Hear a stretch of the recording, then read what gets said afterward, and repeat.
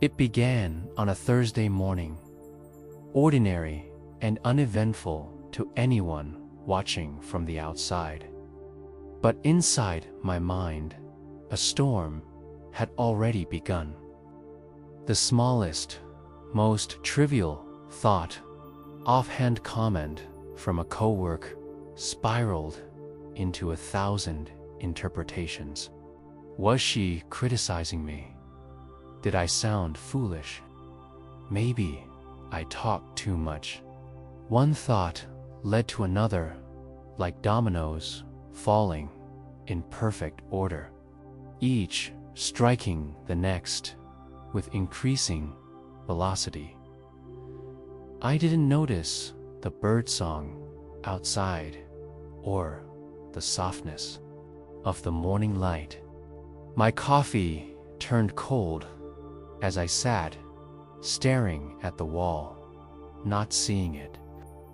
I was replaying a conversation that had happened 3 days ago, still trying to figure out what I could have said differently. That's the thing about overthinking. It's not loud, it's not dramatic, it's quiet, seductive. It whispers, if you just think a little longer, you'll find the answer. But the answer never comes. For years, I thought this was normal. I even took pride in it. I'm analytical, I'd tell myself. I like to be thorough. But it wasn't analysis. It was a prison of my own making. A constant inner commentary that made peace impossible. One night, after lying awake for hours, thinking about whether I had offended a friend with a joke, I got out of bed and wandered into the living room. I didn't turn on the lights. I just sat in the dark, completely drained. I remember whispering to myself, I can't keep living like this. I didn't mean it dramatically. It wasn't a cry for help. It was just a realization, plain and simple. I was tired. A few weeks later, I stumbled upon a local Zen center near my apartment. I don't even remember what drew me to it. Maybe a flyer at the cafe or an ad online. I walked in on a Saturday morning wearing jeans and a sweatshirt, expecting nothing. I thought I'd just sit, maybe drink some tea, and leave. But something strange happened. The room was silent, truly silent in a way I had never experienced before. Not just quiet, but still. No phones, no music, not even a ticking clock.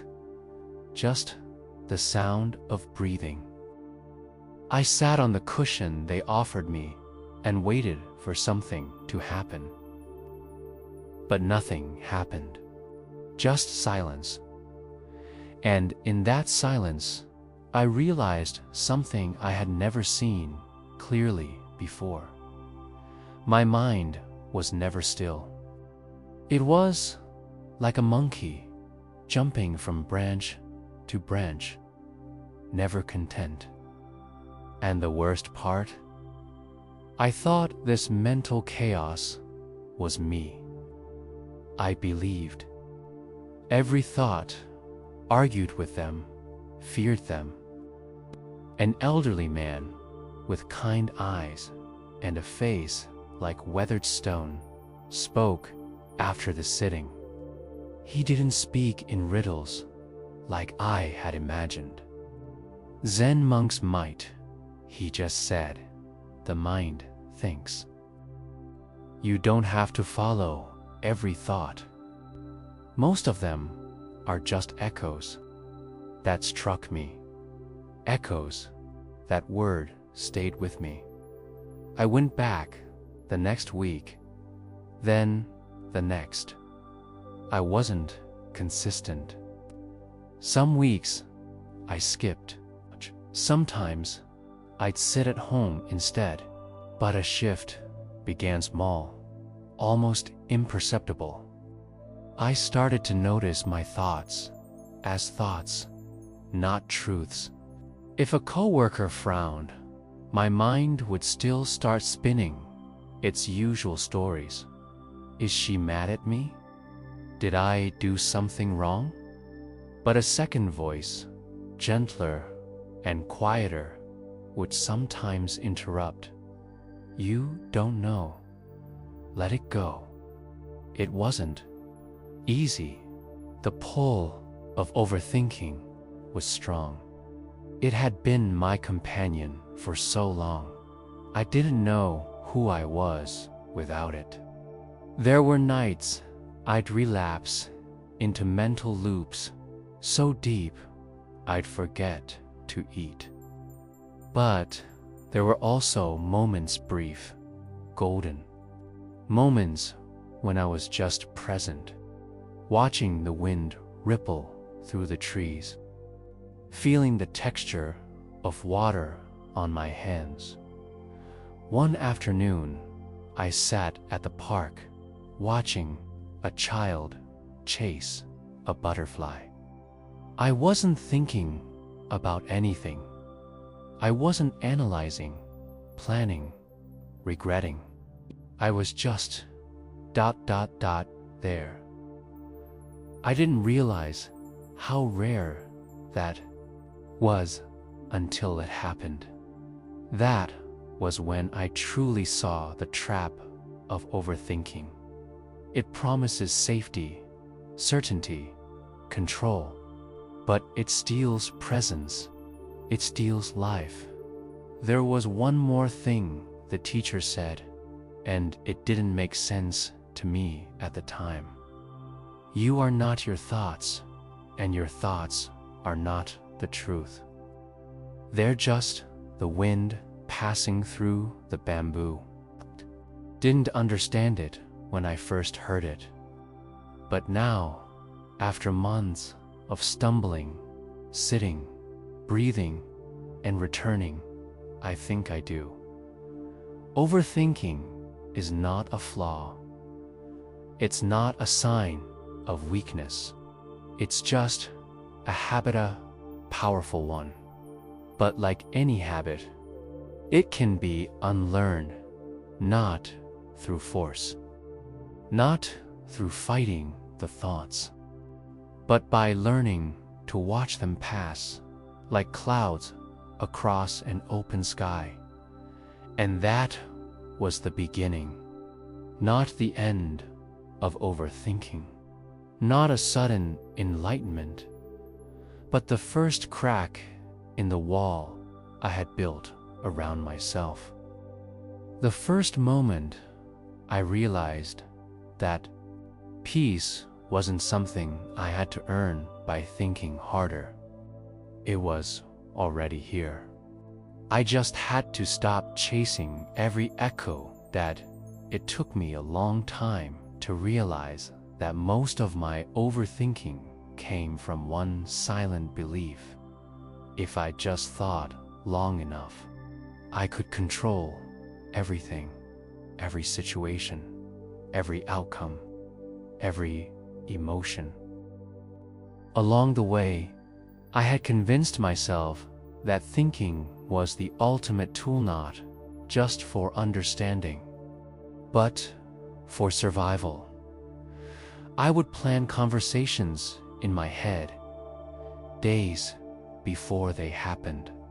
I would play out arguments before they even began. I'd imagine the worst-case scenario in every situation, believing that if I prepared for the worst, I could avoid the pain. But no matter how much I thought, things rarely went the way I expected. People reacted differently. Life shifted without warning. And yet, I kept trying, as if I could mentally wrestle life into obedience. It's strange, really. I never realized how much of my mental energy went into this illusion. I thought I was being careful, responsible, even. But in truth, I was afraid. Afraid of uncertainty. Afraid of chaos. Afraid of being caught off guard. Overthinking was my shield, my way of building a wall between me and the unexpected. One moment stands out. I was supposed to give a short talk at work. It wasn't a big deal, just a project update. But I obsessed over it for days. Rewrote the notes 5 times. Practiced out loud. Replayed imagined questions and how I'd answer them. I tried to control every variable. But when the time came, the projector stopped working. My slides wouldn't load, and I had to speak without my notes. I panicked. My voice trembled. My hands were sweating. And as I stumbled through my words, I realized something deeply unsettling. All my thinking hadn't helped at all. I was still at the mercy of the moment. That night, I sat on the floor of my apartment and asked myself, what exactly am I trying to control? Was I trying to control how others saw me? How they responded to me? Whether they liked me or not? The truth hit hard. I was trying to control the uncontrollable. At the next, sitting at the Zen center, the teacher told a story. A young man came to a master, desperate to learn how to avoid suffering. If I just understand everything, he said, I won't have to feel this fear. The master smiled and handed him a bowl of water. Stir it, he said. The young man stirred. The water became cloudy. Now watch, said the master. They sat together in silence. Slowly, the water cleared.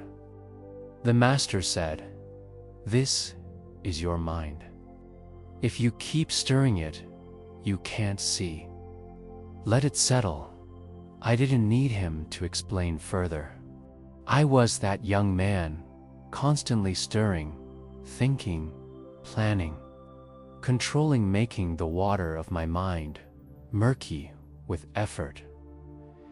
It became clear to me that thinking had its place, but it wasn't the way out of confusion. In fact, more often than not, it was the very cause of it. I had been trying to think my way out of overthinking, like trying to put out a fire by blowing harder on the flames. The teacher once said something that made me pause. You can't think your way into peace. You can only stop disturbing it. That line echoed in my mind for days. But now I was beginning to see that this very effort was the problem. Peace wasn't something I could think my way into. It was what remained when I let go of the constant effort to control. There was another moment, quiet and ordinary, that taught me this even more deeply. I was walking home in the rain, without an umbrella, caught off guard by a sudden downpour. Normally, I'd be irritated, racing through every thought. Why didn't I check the forecast? Now my clothes are soaked. What if I get sick? But that day, I didn't resist. I just stopped. I let the rain fall. I felt it on my skin. I noticed the rhythm of the drops hitting the leaves. Something softened inside me. There was nothing to control. Just this moment, wet and alive. That's when it really hit me. Control is an illusion. Life doesn't follow our plans. People don't always do what we expect. The world doesn't bend to our thoughts. And the more we try to grip it tightly, the more it slips through our fingers. The paradox is that when I stopped trying to control everything with my mind, life didn't fall apart. In fact, it became lighter. I began to trust myself more, not because I had all the answers, but because I was finally learning how to live without needing them all. Overthinking had been a way to escape discomfort, but real growth came from being present with it. From seeing that I didn't need to fix every thought, explain every feeling, or predict every outcome. I just needed to be with what was, moment to moment, without trying to outsmart it. There's a line from a Zen poem that the teacher once shared. The great way is not difficult for those who do not pick and choose. At the time, I didn't understand it. Now, I think it means that peace isn't found in choosing which thoughts to keep and which to discard, but in not being attached to any of them, in watching them arise and fall like waves in the ocean. I'm still learning. Some days, the old habits return. I catch myself spinning stories in my head, trying to predict or prepare. But more and more, I notice it. I smile, I breathe, I come back. The grip loosens, the water clears, and in that stillness, I begin to remember I don't have to control everything. I never could, and maybe that's not a problem. Maybe that's freedom. It wasn't a dramatic event that changed me. No thunder, no lightning, no voice from the sky. The turning point came quietly like a breeze slipping through a half-opaque window. And strangely enough, it came when I least expected it. I had been going to the Zen center for a few months by then, still overthinking, still struggling, but something had shifted. I wasn't trying as hard to fix myself. I had stopped reading books about how to stop overthinking and instead just showed up, sat down, and breathed. I didn't even know if I was doing it right, but for some reason, I kept returning. One Saturday morning, I arrived early. The hall was nearly empty, just the old floorboards creaking under the weight of silence. The Zen master, whom I had only ever heard speak briefly after sittings, was sweeping the walkway outside with a handmade broom. I watched him for a while, his movements slow, deliberate, almost like a dance. Not rushed, not sluggish, just present when he noticed. Me watching, he smiled, not with his mouth, but with his eyes. He beckoned me closer and said, "Would you like to help me sweep?" I nodded, not knowing why my heart suddenly felt a little lighter as we swept side by side.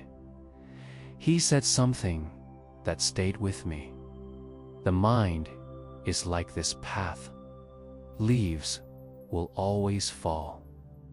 Dust will always gather. But we don't sweep once and expect it to stay clean forever. We sweep because it's time to sweep. I didn't fully understand, but I felt the weight of his words settle into my bones. After the sweeping, I followed him into a small side room where he offered tea. It was just the two of us, and he spoke with that same patient calm he always carried. He asked me about my practice. I told him honestly that I was still drowning in thoughts, that even during meditation, my mind wouldn't stop racing. He chuckled gently. "Of course it doesn't," he said. "The mind thinks. The heart beats, the lungs breathe. That's what they do. But you don't shout at your heart to stop beating, do you?" I laughed despite myself. "No, but I wish my mind would just ... be quiet for once." He leaned forward slightly. "Why do you want your mind to be quiet?" That question caught me off guard. I had never asked myself why. I just knew I was tired. Tired of the noise, the inner arguments, the imagined disasters, the never-ending need to explain and control. "I guess I just want peace," I said. He nodded, but said nothing for a long moment. Then he told me a story. There was once a student who came to a Zen master and said, "Master, I have come to learn from you how to calm my restless mind." The master poured him tea. As he poured, the cup filled, and then began to overflow. The student exclaimed, "Master, the cup is full." The master smiled and said, "Exactly. You come full of your own ideas. Until you empty your cup, I cannot teach you." He paused, watching me. "Your mind is full of trying to stop, trying to fix, trying to be peaceful. That trying is another form of noise." I stared at my tea, quiet now. What he said made sense, but something in me resisted. So, I suppose to do. Just sit there and let my mind do whatever it wants. He smiled again, the kind of smile that doesn't mock, but invites. You sit and you watch, like clouds in the sky. You don't push them, you don't chase them. You see them and you let them pass. Sometimes the sky is stormy, sometimes clear, but the sky itself remains untouched. That analogy did something. It reached a place my intellect couldn't touch. For so long, I had been tangled in my own thoughts, treating every passing worry like an emergency, every mental image like a fact. But what if they were just clouds? From that day on, something shifted. Not everything. I still had thoughts. Plenty. Some days, they came in like a tidal wave. But I began to practice sitting, not to get rid of them, but to see them, name them. Ah, that's worry. There's fear. Hello, regret. I didn't fight them. I didn't believe them. I just noticed. The real turning point, I realized, wasn't when the thoughts stopped. Was when I stopped being afraid of them. When I stopped giving them so much power. When I stopped needing them to go away in order to feel okay. One morning, I was on the train to work, and an old fear returned, one that had haunted me for years. The fear of saying the wrong thing. I could feel the tension rise, the familiar tightening in my chest. But instead of trying to distract myself, I just sat with it, noticed how it felt, watched the thoughts float by. You'll embarrass yourself. They'll judge you. You'll mess it up. And I breathe. I didn't argue. I didn't chase a solution. I just breathed. And then something strange happened. The fear passed. Like a cloud. It didn't vanish forever. But for that moment, it had no hold on me. Back at the Zen center, the teacher once said, "We do not practice to escape life. We practice to be fully alive in it." That made sense to me now. Overthinking had been my way of escaping, trying to solve life instead of living it. But presence required something else, a kind of brave softness, a willingness to sit in discomfort without needing to solve it. That was the lesson.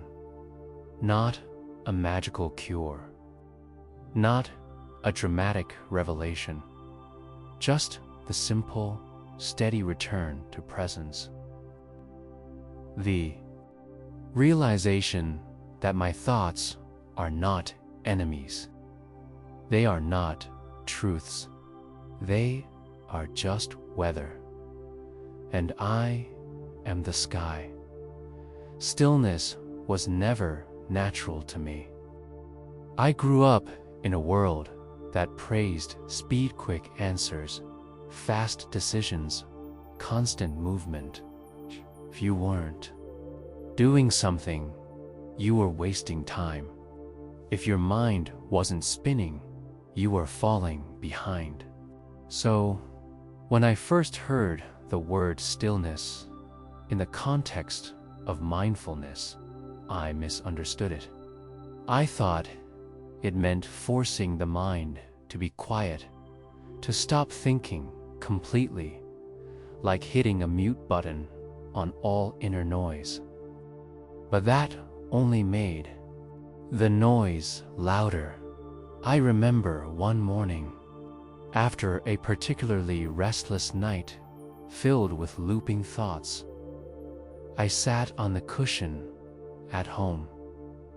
I closed my eyes with one goal: silence. Within seconds, thoughts flooded in: unfinished tasks, a mistake I made years ago, a meeting I was nervous about. My body was still, but my mind was a storm. I became frustrated. Why can't I do this? I thought. Why can't I shut it all off? And that's when I remembered something the Zen teacher had said, almost in passing. Stillness is not the absence of thought. It's the absence of grasping. It struck me like a soft bell ringing in a quiet valley.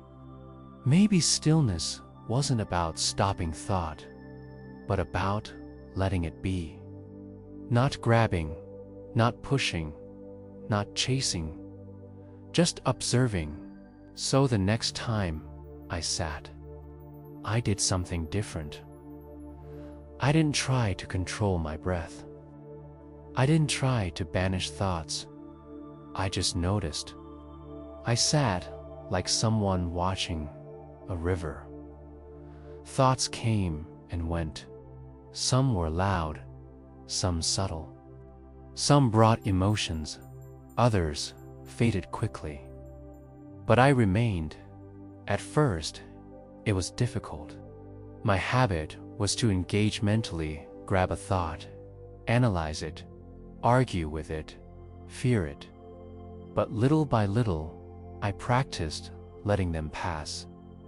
It felt awkward, unnatural, like learning to walk in a new way. But eventually, there were moments of space, tiny gaps between thoughts where nothing needed to be done. No conclusions to reach, just breath. Just being. Mindfulness became less about doing and more about returning to the body, to the breath, to this moment, a sip of tea, the feeling of air on skin, the way light touches a wall. These small things became anchors in the present. Once, while walking through a park, I stopped at a bench under a large tree. Normally, I would have taken out my phone or started thinking about something I needed to do. But instead, I just sat. Birds chirped. A dog barked in the distance. Leaves rustled. And for once, I didn't narrate it all in my head. I just felt it. I was it. That moment didn't last forever. Thoughts returned, but I had tasted something real, raw, and deeply peaceful. And I began to understand mindfulness isn't an escape. It's a gentle opening to what already is, without resistance. One exercise helped me a lot. I started doing it every morning. After waking, before checking my phone, I'd sit at the edge of the bed and simply notice 5 things. The feeling of my feet on the floor, the sound outside the window, the rhythm of my breath, the sensation of air touching my face, the emotion I was waking up with without judgment. It took only a minute, but it grounded me. It reminded me that I'm here, that life is now, not in the future I'm trying to predict, not in the past I keep replaying. Another practice that became part of my day was mindful walking. Instead of rushing from place to place, I began walking slowly, sometimes just for a few minutes, feeling each step, being aware of my body's movement. I wasn't trying to get somewhere in that moment. I was just walking, being walked, almost. People often think mindfulness is about sitting cross-legged and breathing in silence. But for me, it showed up in dishwashing, in listening without planning my reply, in pausing before reacting. It showed up when I chose to respond instead of react, when I didn't let my thoughts lead me blindly. Stillness is subtle. It doesn't announce itself. It doesn't force its way in. It waits patiently beneath the noise. And once you find it, even for a moment, you begin to see that peace isn't something far away. It's here, now, hidden in plain sight. The biggest surprise: as I practiced stillness, life didn't slow down. The world around me remained just as unprude. There was a morning still and quiet when I opened my eyes, and didn't feel immediately pulled into the maze of thoughts. No sudden rush of what needs to be done. No echo of yesterday's mistakes. No mental rehearsal of conversations. That may never happen. Just breath. Just presence. I lay there, simply noticing the light filtering through the curtain and the softness of the bedsheet beneath me. And I realized, for the first time in a long while, I felt free. But this freedom didn't come like a lightning bolt or a dramatic breakthrough. It arrived slowly, gently, through moments of practice, of surrender, of returning again and again. To this moment, I didn't fight my thoughts into silence. I stopped trying to win. And that, paradoxically, was when the war ended. For most of my life, I had believed that my thoughts were me. That if a fearful thought arose, I was afraid. If a self-critical thought came, it defined me. But mindfulness had quietly unraveled that illusion. Over time, I had seen that thoughts were just appearances in the mind, like clouds in the sky, or ripples on a pond. They came, they changed, and they passed. And beneath them, something constant remained. Awareness. That awareness was not thought. It was the space in which thought occurred. It didn't argue. It didn't judge. It simply observed. And in that space, I discovered a truth I had overlooked for years. I didn't have to live at the mercy of every thought that passed through me. I could watch, breathe, and allow. One evening, I sat on my balcony as the sun went down. Not from the day, but from years of carrying unnecessary mental weight.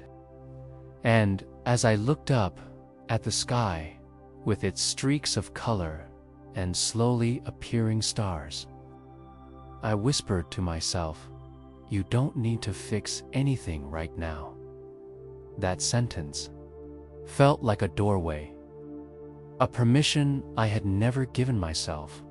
There was no sudden enlightenment, no dramatic transformation. But in that moment, I tasted liberation, not from life, not from responsibility, but from identification with every thought that appeared in my mind. I began to see clearly. Overthinking had been my way of trying to control life, but real life, raw, beautiful, chaotic, doesn't ask to be controlled. It asks to be met, to be experienced. And when I stopped trying to shape every moment into something ideal. I began to feel it deeply, honestly. A walk in the rain no longer needed a mental commentary. I could just feel the wetness on my skin. A meal no longer needed distraction. I could simply taste. A conversation didn't require rehearsing. I could just listen. And all of these, in their ordinariness, felt extraordinary. There's a line I once heard: "You can't stop the waves, but you can learn to surf." At the time, I thought it was poetic. Now, I know it's deeply practical. Life continues, ups and downs, joy and pain, noise and silence. But I no longer drown in the waves of thought. I ride them. Sometimes I fall. Sometimes I forget. But I know how to return. That's the difference. And in that return lies freedom. I stopped needing answers to every question. I stopped chasing certainty. I began to live in the unknown, not as a space of possibility. Thoughts still come. Sometimes old patterns rise up, but I meet them differently now. With a smile, with compassion, like seeing an old friend who no longer holds power over you. One of the most beautiful things I discovered was that silence, once feared, had become my refuge. I no longer needed noise to feel alive. In silence, I found clarity. In stillness, I found depth. And in awareness, I found a home that was always with me, wherever I went. The Zen master once said, "The mind makes a good servant, but a poor master." I used to be ruled by my mind, by every fear, every doubt, every imagined future. But now, the mind is a companion, still active, still present, but no longer in control. Liberation, I realized, isn't about escaping thought. It's about no longer being trapped by it. It's about seeing clearly that I am not my thoughts. I am the space that holds them, the sky that allows the clouds to pass. And in that space, there is peace, not the kind that depends on everything going right, but the kind that exists even when everything is uncertain. A peace that isn't conditional, but natural, always here, always now. This, to me, is living beyond thoughts. Not a life without thinking, but a life where thought no longer defines who I am, where awareness becomes the ground I walk on, where each moment is not something to solve, but something to live. And I continue to walk that path, not perfectly, not always mindfully, but with growing ease, trust, and a deep knowing that I am already free.